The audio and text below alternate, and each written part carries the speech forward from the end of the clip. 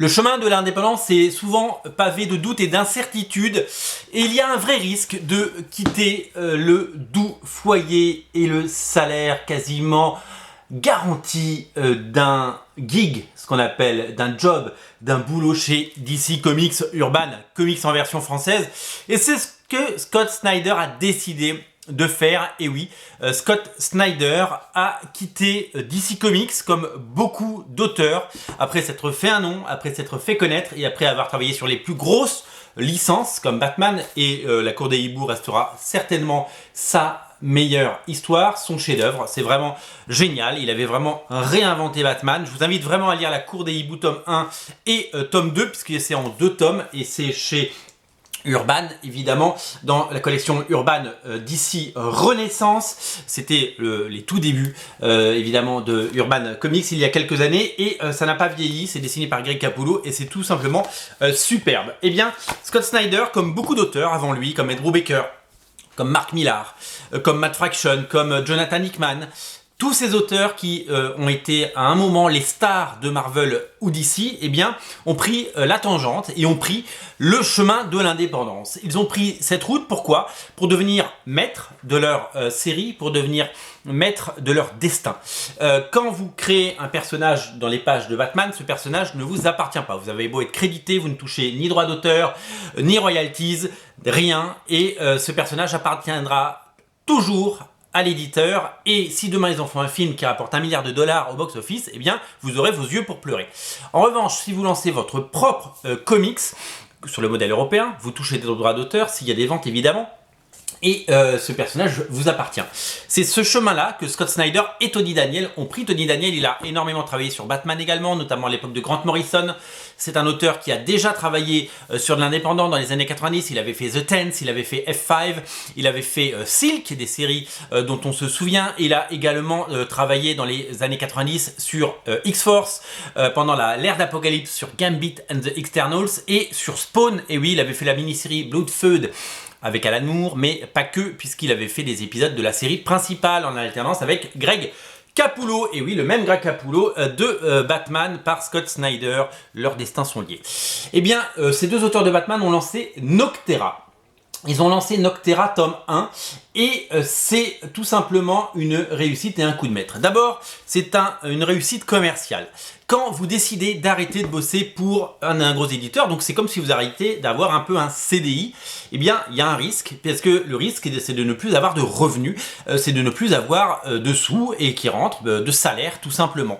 Eh bien quand Scott Snyder a pris ce chemin-là, eh bien il a d'abord fait appel évidemment à Kickstarter pour lancer sa série. Et le premier numéro, que voilà, en version originale, alors moi c'est pas la version Kickstarter, c'est la version Image Comics, eh bien le premier numéro, il a été financé grâce à Kickstarter. C'est vrai que Kickstarter c'est génial pour des auteurs qui veulent se lancer. Si jamais il avait lancé Scott Snyder sa série comme ça, il aurait fallu qu'il travaille gratuitement, qu'il fasse travailler gratuitement, qu'il paye de ses propres, avec son propre argent, ses propres économies, son livret A, Tony Daniel.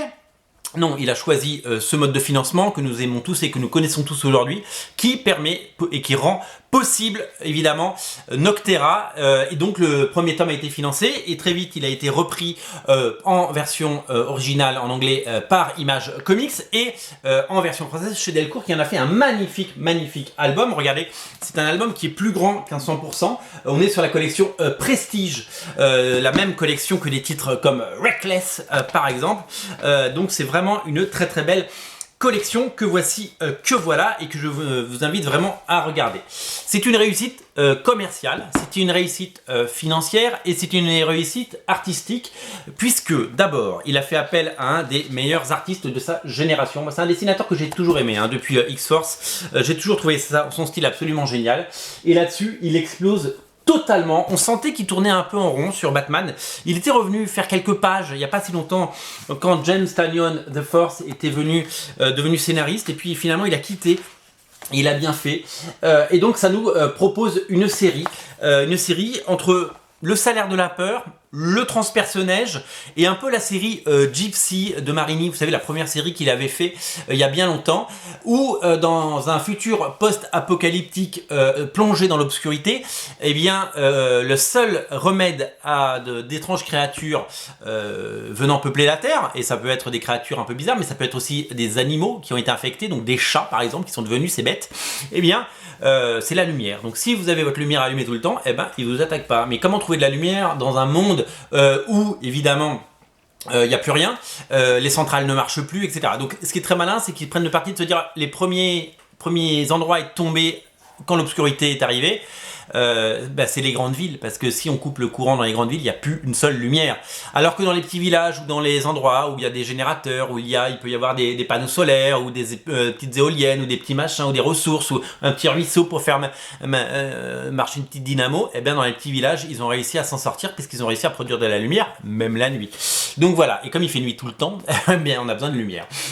Donc Noctera, ça part de ce principe-là, et nous allons donc suivre le destin donc dans ce salaire de la peur de Valentina Riggs, dit Val, qui elle conduit des gros camions et elle emmène les gens du point A à B, elle va sauver des gens et en fait elle est missionnée, quoi. C'est une sorte de mercenaire et qui va accepter un job et qui, sans trop se renseigner avant, elle va un peu le regretter et surtout qu'elle va se faire poursuivre par ses ombres et elle va essayer aussi de prendre soin de son frère comme elle l'a toujours fait, voilà.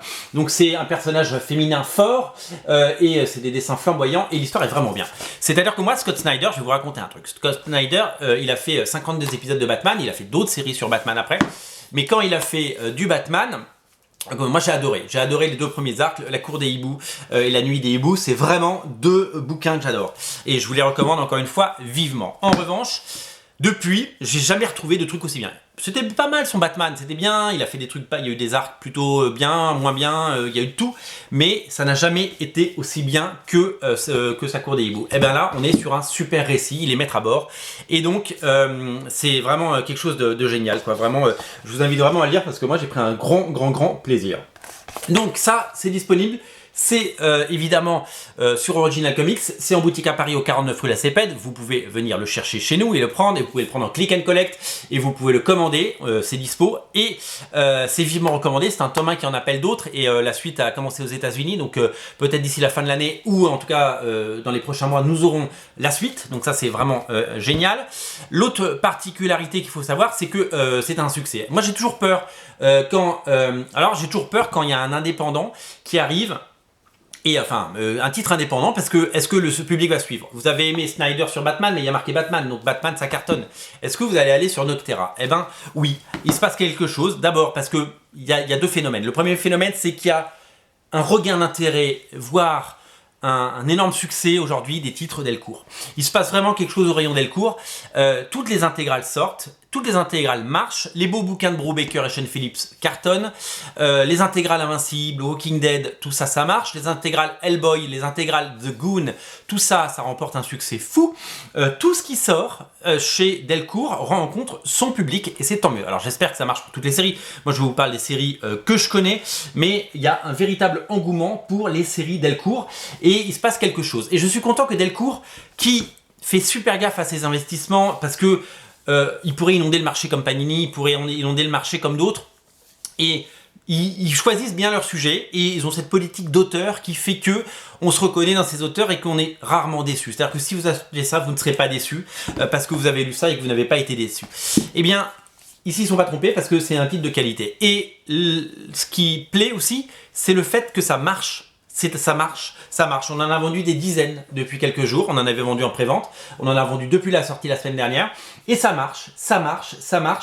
Et c'est la rencontre du public, de la critique et des auteurs. Et donc d'un succès. Et ça, c'est vraiment quelque chose qu'il faut noter. Et c'est vraiment quelque chose qu'il faut avoir en tête. Et grâce à ça, eh bien, ils vont pouvoir nous proposer d'autres choses. Alors, il y a beaucoup de choses qui marchent très fort. Hein, vous le savez, il y a Spawn qui marche bien. Darkness, grâce à vous, parce que vous avez évidemment été curieux. Donc il y a Phasm qui va sortir en intégrale, Soulfire qui arrivera en mois de juin, et puis toutes les séries Spawn qui devraient arriver d'ici la fin de l'année. J'ai lu un papier sur Comics Blog qui nous annonce pour la fin de l'année les premiers titres sur Spawn en version française avec les autres séries Spawn, et tout ça marche et c'est tant mieux, et on va continuer à pousser très fort pour les titres de chez Delcourt parce que vraiment ils le méritent. Voilà, moi je vous invite à lire Noctera, c'est le succès de la semaine et c'est le succès surprise, et je suis content que ça marche et je suis content de vous avoir donné peut-être envie de le lire. En tout cas bravo, parce que c'est un très beau volume, c'est un très gros pavé, et en plus c'est bien dessiné, bien écrit, et c'est vraiment incontournable. Voilà, c'est à découvrir sur originalcomics.fr, bien entendu. Salut!